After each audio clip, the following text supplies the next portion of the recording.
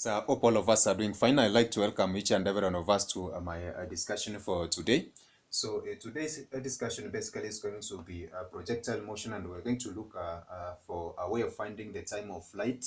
And this is going to be the time taken for a projectile to be, of course, moving from the initial to the final point in a trajectory or in a projectile motion. So in this case, we can just give an example of this particular illustration, whereby we're going to have this specific representation for a projectile moving along those two axes given for x and y. And we're going to see that this particular projectile is going to move along this particular distance, which we refer to as a range. And of course, we're going to see that this specific point, we're going to have the particular velocity given in terms of v, which is going to particularly be a velocity component along the x-axis. And at this point, we're going to have the y component of velocity given in terms of 0. So in this case, we're going to consider a projectile which is going to move from an initial point to the final point given as such. And this is going to be from the time t equivalent to 0, from the initial time of a launch to the final point, whereby we're going to see that t is equivalent to the total time taken for this specific projectile to move from the initial to the final point. So we're going to have this one given in terms of t, and this is going to be t equivalent to 0 given as that. So that's going to be giving us, in an essence, of course, a description of this specific, of course, objective that is going to be moving in a trajectory path. Now this is going to be achieved, so the time of flight is going to be achieved from the equation of motion, which we had given in terms of v is equivalent to the velocity along the y component, and then we are going to find that one with a negative gt. So therefore, for us to find this aspect of time, we're going to consider this specific equation. So for us to find this one at the maximum height, we're going to see that the velocity component, which is going to be given in terms of v, but basically is going to be vy naught is going to be 0.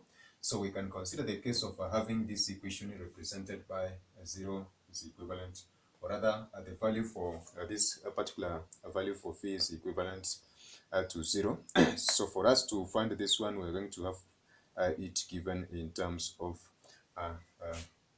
so we're going to consider this specific aspect of a v equivalent to 0, whereby we're going to have the total velocity given in terms of a v. Perhaps we are going to take this one as a v naught. Let me check this one. So we're going to have this one as a v naught, basically given in terms of a v naught, which is a resultant velocity from the two components of x and y. So at the maximum height, we're going to have this v naught equivalent to 0. Therefore, from our equation, we're going to have 0 given in terms of vy naught minus gt given as that one. So we can do an arrangement of this specific equation for us to have vy naught equivalent to gt. So in this case, t is equivalent to the value of vy naught all over g given as that one. So this is going to be giving us the time of course, taken between launch and the highest point. Remember, we had considered this value of v naught equivalent to, of course, the highest point given as that one. And in this case, we're going to see that then therefore we are going to consider the time difference between the initial point of a launch to the point whereby we're going to have this particular height.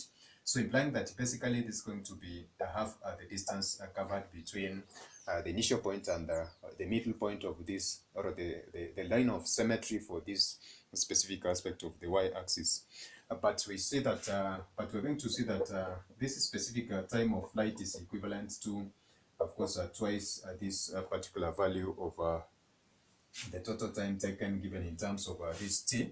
So in this case, at this specific point, we're going to expect this specific representation for the time to be given in terms of t, which is a time of flight, is equivalent to 2v y naught divided by g given as that one.